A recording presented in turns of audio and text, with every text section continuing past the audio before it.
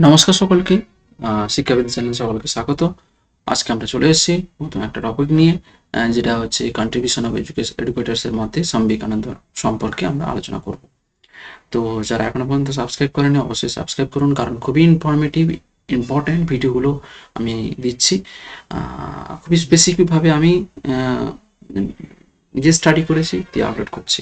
সুতরাং এখানে হচ্ছে কোনো কিছু প্রমোট করছি না, আমি জাস্ট উই ডিসকাস, মানে আমি জাস্ট ডিসকাস করছি এবং তার সাথে সাথে খুবই ইম্পর্টেন্ট পয়েন্টগুলো আমি জাস্ট আলোচনা করছি। তো আপনাদের ভালো লাগলে অবশ্যই দেখুন এবং লাইক করুন। আদারওয়াইজ আমি চাইলে হচ্ছে নিজে থেকে সব কিছু ইয়ে করতে পারতাম, নিজেই সব কিছু পাশে রাখতে পারতাম। আমি বললাম হচ্ছে ঠিক আছে, অসুবিধা নেই, সবার মধ্যে যদি ডিসকাস করা হয় তাহলে মনে হয় বেটার হবে। তার জন্য আমি তো অবশ্যই আপনারা এগুলো দেখুন, ভালো লাগবে। তো স্বামী বিবেকানন্দ স্বামী বিবেকানন্দ সম্পর্কে যদি আমরা আলোচনা করতে যাই, প্রথমে আমাদের চিন্তা ভাবনা চলে আসে একজন মনীষী, একজন মহান মনীষীর কথা। তো যার হচ্ছে সেবা, ধর্ম, বিশ্বাস থেকে শুরু করে বিভিন্ন ক্ষেত্রে, শিক্ষা দীক্ষার ক্ষেত্রে তার যে অবদান, তার প্রতি যে শ্রদ্ধা প্রতিটা ক্ষেত্রে আমরা দেখতে পেয়েছি। যিনি জন্মগ্রহণ করছেন 1863 খ্রিস্টাব্দে এবং ওনার মৃত্যু হচ্ছে 1902 খ্রিস্টাব্দে। তাহলে যে এই অল্প সময়ের মধ্যে প্রায় এই 40-50 বছর বয়সের মধ্যে তার যে অবদান, শিক্ষা, সংস্কৃতি, ভারতীয় সংস্কৃতি বিভিন্ন ক্ষেত্রে তার যে অবদান অনস্বীকার্য। তিনি রামকৃষ্ণ মিশন প্রতিষ্ঠা করলেন, ফাউন্ডার অফ দ্য রামকৃষ্ণ মঠ। এবং তিনি তার সব থেকে যেটা ছিল, তিনি প্রভাবিত ছিলেন রবীন্দ্রনাথ ঠাকুর এবং জগদীশচন্দ্র বসু, অ্যানি বেসান্ত, এনাদের দ্বারা প্রভাবিত ছিলেন এবং বিভিন্ন মানুষের দ্বারা প্রভাবিত ছিলেন, বিশেষ করে রবীন্দ্রনাথ ঠাকুর, জগদীশচন্দ্র বসু এবং অ্যানি বেসান্ত। তো ওনার লেখা যে বুকগুলো, বর্তমান ভারত, পরিব্রাজক, প্রাচ্য, পাশ্চাত্য, এগুলো নিয়ে তিনি আলোচনা করেছিলেন। তার তার যে কোটেশন ছিল, যে educational quotation, education is the manifestation of perfection already existing in man. তাহলে শিক্ষা হচ্ছে শিশুর অন্তর্নিহিত সত্তার পরিপূর্ণ বিকাশ সাধনের প্রক্রিয়া। তিনি তার ফিলোসফি অফ এডুকেশনে আমরা দেখতে পাচ্ছি Vedanta and moral and spiritual ডেভেলপমেন্টের উপর বেশি গুরুত্ব দিচ্ছেন, বেদান্তটাকে বেশি গুরুত্ব দিয়েছিলেন। এবং সলভ আওয়ার সোশ্যাল প্রবলেমস, মানে আমরা সমাধান করব আমাদের সামাজিক যে বিভিন্ন ধরনের সমস্যাগুলো রয়েছে। রেসপেক্ট কাকে করবো? প্রত্যেকটা ইজ অ্যান্ড এভরি হিউম্যানকে আমরা রেসপেক্ট করবো, তিনি বলতে চাইছেন। এবং he said we can not said we can not said we not only learn we not only তিনি বলছেন যে we not only learn, we also create and discover. তাহলে আমরা শুধুমাত্র শিখি না, আমরা ডিসকভার করি, আমরা ক্রিয়েট করি নতুন কিছু। হিউম্যান নলেজ ইজ ইনএট, মানে হিউম্যান নলেজটা কিন্তু প্রত্যেক মানুষের মধ্যে রয়েছে, এটা এমন নয় যে হচ্ছে নেই। তাহলে প্রত্যেক মানুষের মধ্যে সেই ইনেট বা সহজাত ক্ষমতা রয়েছে, এই সহজাত পোটেন্সিয়ালিটি রয়েছে, সেই ইনেট পোটেন্সিয়ালিটি যা আমাদেরকে বিভিন্ন নলেজ নিতে বিভিন্ন ক্ষেত্রে সাহায্য করে। বোঝা গেল? তাহলে প্রতি মানুষের প্রতি সেবা ধর্ম যে সর্বোচ্চ লক্ষ্য হওয়া উচিত। মানুষের প্রতি সেবা করার মাধ্যমে কিন্তু ঈশ্বরকে লাভ করা। তিনি বলছেন যে মানব সেবাই ঈশ্বর সেবা, মানবকে সেবা করলে হচ্ছে ঈশ্বরকে সেবা করা যায়। তার জন্য, কারণ ঈশ্বর সকল জীবের মধ্যে বর্তমান রয়েছে, তিনি যেটা বলছেন, তার জন্য আমরা মানব সেবা করলে ঈশ্বর সেবা করা যায়। এডুকেশনাল ফিলোসফি যদি আমরা দেখি, দেখতে পাবো এডুকেশন, তিনি বলছেন যে জ্ঞান মানুষের অন্তরের যেহেতু জিনিস, তার জন্য বাইরে থেকে কোনো জ্ঞান আসে না, সবই মানুষের ভেতর থেকে আসে। সাধারণত আমরা যাকে বলি আমরা শিখছি, আমরা যাকে বলি যে শিক্ষা করছি, আসলে কিন্তু তা ঠিক নয়। বলা উচিত আমাদের যে আমরা আবিষ্কার করছি নতুন কিছু। তাহলে স্বামী বিবেকানন্দ বলছেন যে এক সুন্দর উদাহরণ দিয়ে বলছেন যে যেখানে একজন চাষের জমিতে জল পড়ছে, সেখানে মানে চাষিরা খাল কেটে তো চাষের জমিতে জল নিয়ে আসে। তো সেখানে চাষের জমিতে জল, যেখানে খাল কেটে একদম নিয়ে এলো, একদম নিয়ে আসছে, নিয়ে এসে এবার জমিতে জল পড়ছে। তো সেই জমিতে যে জল পড়ছে, এবার সেখানে একটা আবরণ দেওয়া থাকে, মানে ঘেরাও দেওয়া থাকে। সো যাতে হচ্ছে মানে জল হয়ে যাওয়ার পর আবার ঘেরাও দেওয়া দেওয়া থাকলো। না ঘেরাও দিলে কি হবে? জলে প্লাবিত হয়ে যাবে পুরো, তাহলে ফসল নষ্ট হবে। তার জন্য বলছে জলের স্রোতে যাতে ফসল নষ্ট না হয়, তার জন্য আমরা হচ্ছে ঘেরাও দিই।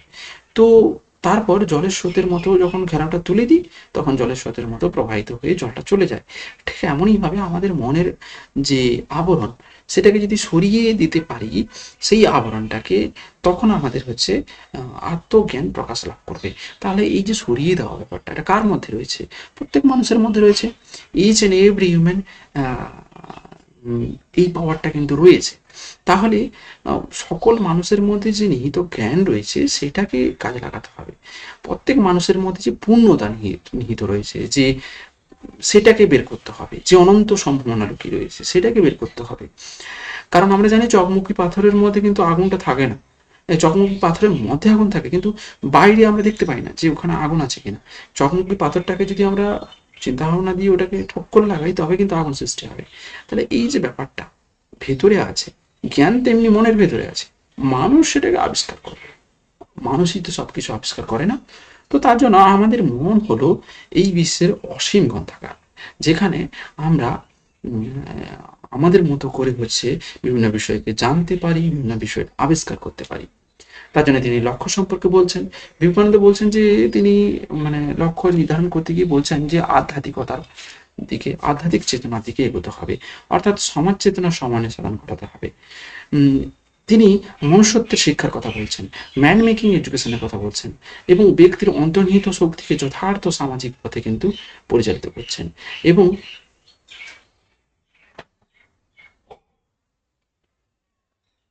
ব্যক্তির যে অন্তর্নিহিত যে শক্তি রয়েছে সেটাকে যথার্থভাবে পরিচালিত করার প্রতি আগ্রহী দেখাচ্ছেন। এবং তিনি শিক্ষার দুটি লক্ষ্যের কথা বলছেন, শিক্ষার আপাত লক্ষ্য, শিক্ষার হচ্ছে চরম লক্ষ্য। তো শিক্ষার আপাত লক্ষ্যে বিভিন্ন লক্ষ্য সম্পর্কে আলোচনা করেছেন। শিক্ষার চরম লক্ষ্য কেমন, যেরকম হচ্ছে সেলফ কনফিডেন্স, এগুলো চরম লক্ষ্য। শিক্ষার নিজের পার্সোনালিটি ডেভেলপমেন্ট, এগুলো হচ্ছে চরম লক্ষ্য। আর শিক্ষার আপাত লক্ষ্য কোনটা, যেটা হচ্ছে যে ইন্টেলেকচুয়াল ডেভেলপমেন্ট বা মেন্টাল ডেভেলপমেন্ট, বা হচ্ছে বিভিন্ন ধরনের বিহেভিয়ার মডিফিকেশন। তো এইগুলো হচ্ছে শিক্ষার আপাতত লক্ষ্য। তারপরে হচ্ছে আমরা দেখতে পাই যে তিনি বলছেন যে ম্যান মেকিং থেকে শুরু করে সেলফ রিলেশন থেকে শুরু করে ভগবানের প্রতি বিশ্বাস, ফেইথ ইন আস, আমাদের প্রতি বিশ্বাস রাখা, ফেইথ ইন গড, গডের প্রতি বিশ্বাস রাখা, নিজের প্রতি বিশ্বাস রাখতে হবে। তো right education, removing the evil ignorance from our mind। যে সব থেকে বড় কথা এখানে একটা জিনিস বলা হচ্ছে যে রাইট শিক্ষা কোনটা, যেটা তোমাকে তোমার ইগনোরেন্স থেকে বেরিয়ে আসতে সাহায্য করবে, সেই অন্ধকার থেকে বেরিয়ে আসতে সাহায্য করবে, সেই কুসংস্কার মন থেকে বেরিয়ে আসতে সাহায্য করবে। সেটাই হচ্ছে রাইট এডুকেশন। বুঝা গেল? তারপরে হচ্ছে আমরা দেখতে পাচ্ছি যে ফরমেশন অফ ক্যারেক্টার। তিনি বলছেন যে ক্যারেক্টার বিল্ডিং করতে হবে, need to build the own character and develop the personality, making the real man. We need the real man, আমরা একটা ভালো মানুষ চাই। And service mind, education must enable everyone to stand on his own feet. যে তাহলে শিক্ষা কি? শিক্ষা হচ্ছে সে তাই যা আমাদেরকে নিজের পায়ে দাঁড়াতে সাহায্য করবে প্রত্যেক ব্যক্তিকে। এবং promotion of the universal fatherhood, অর্থাৎ ভাইচারা নিয়ে আসবে। বোঝা গেল? প্রত্যেক ব্যক্তির মধ্যে নিয়ে আসবে। এবং প্র্যাকটিক্যাল অ্যাসপেক্ট অফ লাইফ, একটা ব্যবহারিক দিক রয়েছে জীবনের। ফিজিক্যাল এবং মেন্টাল ডেভেলপমেন্ট করতে হবে, ফিজিক্যাল এবং মেন্টাল ডেভেলপমেন্ট হবে শিক্ষার লক্ষ্য। ইউনিটি ইন ডাইভার্সিটি, অর্থাৎ বৈচিত্র্যের মধ্যে ঐক্য। রিলিজিয়াস ডেভেলপমেন্ট একটু গুরুত্ব দিতে হবে, সেলফ কনফিডেন্সের উপর গুরুত্ব দিতে হবে। দেন তিনি যে কারিকুলামের কথা বলছেন, তিনি যে বলতে চাইছেন যে কারিকুলাম হবে পাঠ্যক্রম সম্পর্কে বিবেকানন্দ তিনি বলছেন বিশেষ কিছু আলোচনা করেন, কিন্তু তবুও তিনি বলছেন যে তার শিক্ষা চিন্তার মধ্যে ব্যবহারিক দিকের কিছু পরিচয় পাওয়া যায়, তাত্ত্বিক আদর্শের সন্ধানীয় পাওয়া যায়। এবং এছাড়া পাঠ্যক্রমে বিভিন্ন ধরনের দেশাত্মবোধক জিনিস রাখতে হবে, দেশাত্মবোধক জিনিসগুলো যা শিক্ষার্থীকে এক ভালো নাগরিক হয়ে উঠতে সাহায্য করবে। তার জন্য তিনি Upanishad, religious, philosophy, culture, games, sports and physical এক্সারসাইজের উপর বেশি গুরুত্ব দিয়েছেন। তার কলাবিদ্যা, মানে পাঠ্যক্রমে থাকবে সঙ্গীত, নাটক, অঙ্কন, এই সমস্ত বিদ্যাগুলো থাকবে। এবং মানবিক বিদ্যার উপরেও তিনি গুরুত্ব দিয়েছেন। মানবিক বিদ্যা থাকবে, ইতিহাস, রাষ্ট্রবিজ্ঞান, অর্থনীতি, এগুলো থাকবে। মেথড অফ টিচিং কি থাকবে, কোন পদ্ধতিতে পড়ানো হবে, প্র্যাকটিস অফ যোগা, অর্থাৎ যোগাকে বেশি গুরুত্ব দিয়েছেন। Gain knowledge through the lectures, discussion, self experience, creative activities. তাহলে নলেজটা কোত্থেকে আসবে, সেলফ অ্যাক্টিভিটিসের মাধ্যমে। নলেজ কোত্থেকে আসবে, ক্রিয়েটিভ অ্যাক্টিভিটিসের মাধ্যমে। Individual guidance by the teacher. তাহলে টিচারের যে জন্য ইন্ডিভিজুয়াল গাইডেন্স থাকবে। এক প্রকার মাধ্যম থাকবে, একজন শিক্ষার্থী অন্য শিক্ষার্থীকে অপেক্ষা কতটা এগিয়ে তা নির্ধারিত থাকবে একাগ্রতা প্রকৃতির উপর। ঠিক আছে, তো আত্মউপলব্ধির প্রতি গুরুত্ব দিতে হবে, আলোচনার মাধ্যমে করতে হবে, অ্যাক্টিভিটি ভিত্তিক, বক্তের মাধ্যমে। অ্যাক্টিভিটি যেরকম হচ্ছে নাটক, নৃত্য ইত্যাদি, গল্প করা, এগুলোর মাধ্যমে থাকবে। টিচার কেমন হবে, গুড টিচার হবেন, তিনি হচ্ছে শিক্ষক হবেন একজন অবশ্যই ত্যাগী হবেন। তিনি লাভ ফর এভরি স্টুডেন্ট, প্রত্যেককে ভালোবাসবেন। শিক্ষার্থীর কাছে পিতামাতার বিকল্প হিসেবে তিনি কাজ করবেন। এবং সৎ চরিত্রবান একজন মানবতাবাদীর অধিকারী হবেন তিনি। অর্থাৎ তিনি শিক্ষার্থীর পর্যায়ে নেমে আসবেন, শিক্ষার্থীর প্রতি তার একটা সহানুভূতি থাকবে। মানে এমনটা নয় যে তুচ্ছ যাচ্ছিল করে দিচ্ছে শিক্ষার্থীকে, বা আমার লেভেলটা ঠিক নেমে যাচ্ছে, এই যে জিনিসগুলো বলা, এইগুলো বলাটা ঠিক নয়। তো তার জন্য হচ্ছে শিক্ষার্থীর পর্যায়ে নেমে আসতে হবে। শিক্ষক অবশ্যই শিক্ষার্থীর ভালোবাসবেন, যা তাকে আত্মিক বল সঞ্চালনে সাহায্য করে। মানে শিক্ষার্থীরা তখনই তো বিদ্যালয়ে আসবে যখন তার ভালো লাগবে, তার বিশ্বাস জন্মাবে শিক্ষকের প্রতি, তার একটা কমফোর্টেবল জোন তৈরি হবে। সেটা না থাকলে সে আসবে না। এবং আত্মিক বল তার মধ্যে তৈরি হবে যে না, হ্যাঁ আমি আজকে স্কুলে গেলে কিছু শিখতে পারবো, আমি আজকে স্কুলে গেলে আমার স্যার এই কাজ বলেছেন, এইগুলো করতে হবে। খুবই মানে মোটিভেটেড টাইপ হচ্ছে বিষয়গুলো থাকবে। মানে you just motivate each and every students and you provide education, মানে তো নিজের জীবন দর্শন এবং অ্যাক্টিভিটি ভিত্তিক হচ্ছে জিনিসগুলোকে যদি আমরা ট্রান্সফার করি, then it will be encourage each and every students. ডিসিপ্লিনের উপর ফোকাস করেছেন। ডিসিপ্লিন কেমন হবে, ডিসিপ্লিনে যেটা এডুকেশন ইনস্টিটিউশন কেমন থাকবে, যে আশ্রম এডুকেশনের উপর গুরুত্ব দেওয়া হবে, should be provided. Ashram education, Gurukul based এডুকেশনের উপর প্রোভাইড দেওয়া হবে। তার জন্য তিনি বলছেন যে ডিসিপ্লিন কেমন হবে, স্পিচ, থট এবং ওয়ার্ক, প্রত্যেক ক্ষেত্রে কিন্তু তার মানে ডিসিপ্লিনটা প্রতিফলিত হবে। অর্থাৎ তিনি বলতে চাইছেন যে শৃঙ্খলা রক্ষার উপরে তিনি জোর দিতে গিয়ে তিনি বলছেন, কথায়, কাজে, চিন্তা ভাবনায় সব ক্ষেত্রে কিন্তু তার মানে শৃঙ্খলা মেনে চলতে হবে। শিক্ষক ও শিক্ষার্থী উভয়কে কিন্তু ব্রহ্মচারী হতে হবে। ব্রহ্মচারী আত্মউপলব্ধিতে সাহায্য করবে, সেলফ রিয়েলাইজেশনে সাহায্য করবে। এবং তার সঙ্গে সঙ্গে ওমেন মানে ডিসিপ্লিনের কথা বললাম।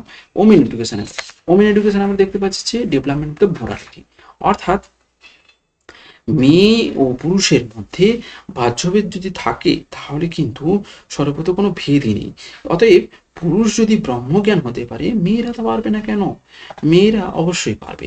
নারী শিক্ষা সম্পর্কে তাই তিনি গুরুত্ব দিতে কি বলছেন, নারী শিক্ষার পাঠ্যক্রম হবে ধর্ম, শিল্পকলা, গৃহস্থ বিজ্ঞান, রান্না, সেলাই ইত্যাদি বিষয় থাকবে। এবং তিনি নারী শিক্ষার নৈতিকতাকে জাগ্রত করার কথাও বলেন। যেমন একটা পাখার উপর ভর করে, একটি পাখার উপর ভর করে কোনো পাখি উড়তে পারবে না, তেমনি শুধুমাত্র পুরুষ জাতির এনার্জি যদি উন্নয়ন করা হয় তাহলে কিন্তু সার্বিক উন্নয়ন সম্ভব নয়। তাহলে নারী শিক্ষাকে উন্নতি করতে হবে, তার উপর কিন্তু তিনি গুরুত্ব দিয়েছেন। এবং তিনি মেয়েদের ব্রহ্মচর্য ব্রত পালনের উপর গুরুত্ব দিচ্ছেন। নারী শিক্ষার উন্নয়নের জন্য তিনি গ্রাম ও শহরের মানে পাঠশালা স্থাপনের কথা বলছেন।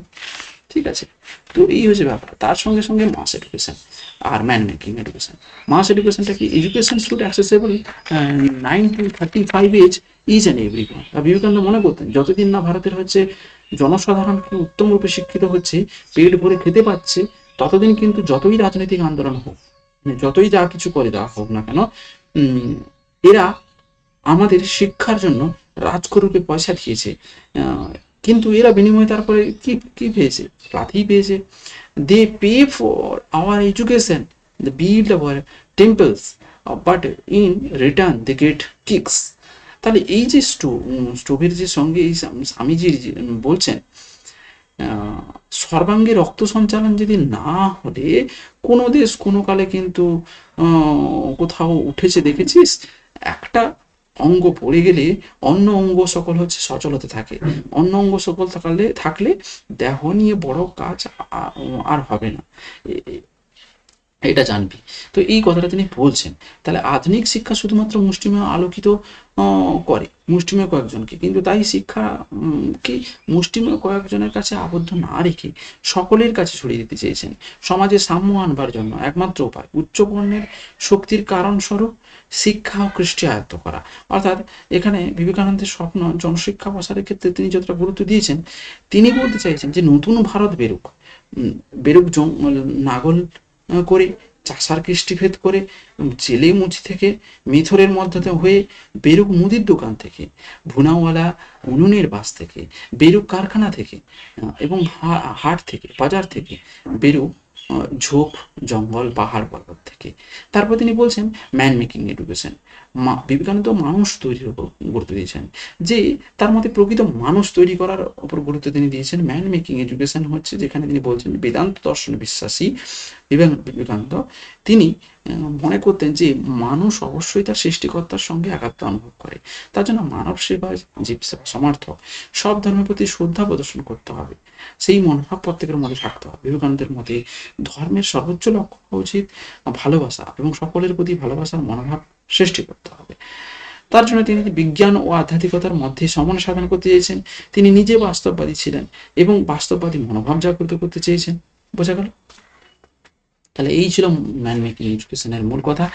তাহলে শিক্ষাক্ষেত্রে বিভিন্ন ভাবে কিন্তু আমরা বিবেকানন্দের অবদান আমরা দেখি, যা আমরা বর্তমানে সমাজকে, বর্তমানে যুব সমাজকে বিভিন্ন ক্ষেত্রে প্রভাবিত করে।